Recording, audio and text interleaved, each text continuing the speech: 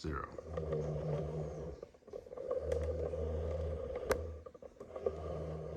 Hello, my name is JC Lester. This is my responsible citizenry speech about a world without life, a loss in biodiversity.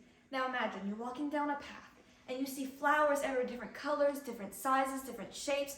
Oh, there's a deer in the distance, an owl, a screech owl. You see birds and you see different squirrels and chipmunks, and then poof, they're gone. That is what a world without biodiversity looks like. It's plain. It's boring. There's not life anymore.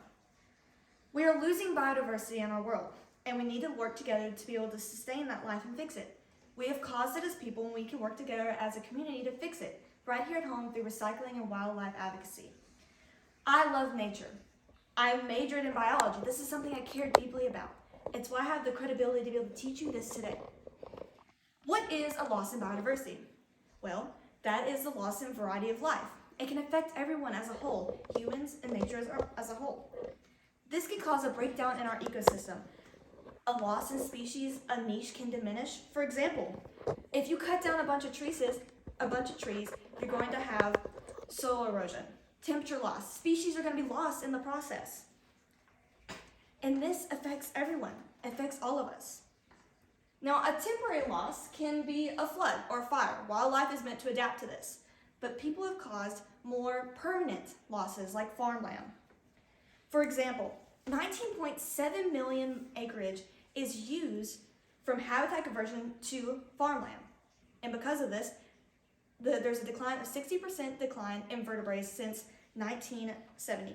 And our extinction rate has increased from 1 to 5 species per year to 10,000 times that rate. Now, the most permanent drivers for biodiversity loss is habitat loss, invasive species, overexploitation, pollution, and climate change.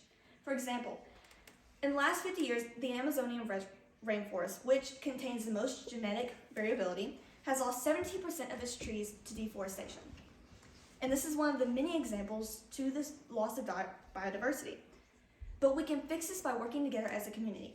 One of the ways that we can do this is by recycling. Recycling just about anything that we can. From waste to e-waste to plastics. And we can do this starting right here in our community at home through Austin Peay's campus. One of these ways I've thought about is using an incentive.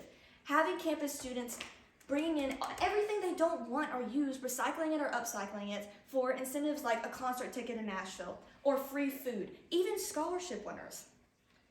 We can also increase biodiversity by making bat houses, beehives, bird houses, anything of the like to help increase. We can also be advocates for wildlife, teaching people not to be on nesting grounds or denning sites. But these beehives can increase our pollinators, increase native flower gardens on campus, allow the community outreach to be able to affect other people not just on our campus site, but also in the counties surrounding us, being able to go towards state parks, helping them in the process. We can work together. We can be able to use this together. Do this as a team. Going into these different areas, spreading the word, and by doing this, we can give out flyers, we can be teaching other children, affecting the younger generations. So that way it's not just us as college students, but also working our way from the bottom up. And so that one day you can look outside and be able to look at the plants and the trees and the animals, all of these natural things that are beautiful and that make our world amazing, and be able to have that biodiversity and be able to have the world and the earth as we know it, so that it is still beautiful and is still genetically viable to hold us in the future.